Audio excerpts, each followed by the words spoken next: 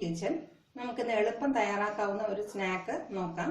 ഇതിന് വേണ്ട ingredients capsicum ഉപയോഗിച്ചാണ് പ്രധാനമായിട്ടും ചെയ്യുന്നത്.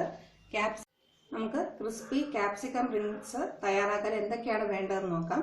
ഇതിന് വേണ്ടത് ഞാനൊരു മീഡിയം സൈസിനുള്ള ക്യാപ്സിക്കം വളരെ തിന്നായിട്ട് റൗണ്ടായിട്ട് ഇങ്ങനെ കട്ട് ചെയ്തെടുത്തിട്ടുണ്ട്. റിംഗ് ഷേപ്പിൽ തന്നെ എടുത്തിട്ടുണ്ട്. നടുക്കത്തെ വിത്തെല്ലാം കളഞ്ഞിട്ട് ഈ ഫോമിലായിട്ട് എടുത്തു വെച്ചിട്ടുണ്ട്. പിന്നെ വേണ്ടത് 1/2 കപ്പ് കടലമാവ് എടുത്തിട്ടുണ്ട്, 1/4 കപ്പ് അരിമാവ്, 1/4 കപ്പ് കോൺഫ്ലോർ. എരിവിനനുസരിച്ച് മുളക് പൊടി ചേർക്കുക. ഞാനിവിടെ 1 ടീസ്പൂൺ എടുത്തിട്ടുണ്ട്. ആവശ്യത്തിന് ഉപ്പ്, കുറച്ച് വെള്ളം. നമുക്ക് ഈ സ്നാക്കിന് വേണ്ടിയുള്ള ബാറ്റർ തയ്യാറാക്കാം. ആദ്യമേ എല്ലാ ഡ്രൈ ഇൻഗ്രീഡിയൻസും മിക്സ് ചെയ്യാം. കടലമാവും അരിമാവും കോൺഫ്ലോറും ഉപ്പും മുളക് പൊടിയും നന്നായിട്ട് മിക്സ് ചെയ്യാം. എല്ലാ ഡ്രൈ ഇൻഗ്രീഡിയൻസും നന്നായിട്ട് മിക്സ് ചെയ്തെടുക്കാം. ഇനി കുറച്ച് വെള്ളം ചേർത്ത് നമുക്കിത് മിക്സ് ചെയ്തെടുക്കാം.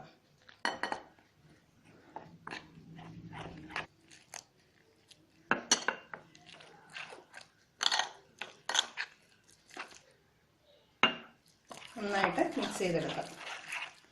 ബാറ്റർ നന്നായിട്ട് മിക്സ് ചെയ്ത് വെച്ചിട്ടുണ്ട്. ഇത്രയും തിക്നെസ്സിൽ വേണം തയ്യാറാക്കി വയ്ക്കാൻ. 1/2 ടീസ്പൂൺ എണ്ണയും കൂടെ ഇതിൻ്റെ കൂടെ ചേർത്ത് കൊടുക്കാം. നമ്മൾ പൊരിക്കാനായിട്ട് എടുത്ത് വെച്ചിരിക്കുന്ന എണ്ണയിൽ നിന്ന് 1/2 ടീസ്പൂൺ എണ്ണ ഇതിനായിട്ട് എടുക്കാം. അത് നന്നായിട്ട് മിക്സ് ചെയ്ത് കൊടുക്കാം. എണ്ണ ചൂടാക്കാനായിട്ട് വെച്ചിട്ടുണ്ട്. നല്ല തിളച്ചതിന് ശേഷം ഫ്ലെയിം കുറച്ച് കൊടുക്കാം. ഇനി നമുക്ക് കൈകൊണ്ട് തന്നെ ഓരോ റിങ്സും എടുത്ത് മാവിൽ നന്നായിട്ടൊന്ന് കോട്ട് ചെയ്തിട്ട് പൊരിച്ചെടുക്കാം.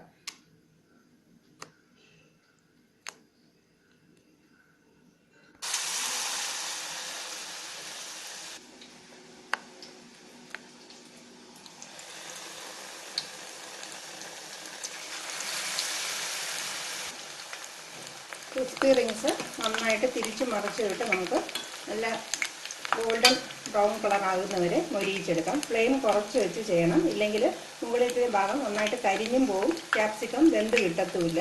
വളരെ സാവകാശം തയ്യാറാക്കുക. ഓരോ പ്രാവശ്യവും 2ഓ 3ഓ മാത്രം നമ്മുടെ ചീനച്ചട്ടിയുടെ അളവിനനുസരിച്ച് പൊരിച്ചെടുക്കുക. ഒരുപാട് ഇടുങ്ങിപ്പോയാൽ ഇതിൻ്റെ ഷേപ്പ് നമുക്ക് നന്നായിട്ട് കിട്ടത്തില്ല.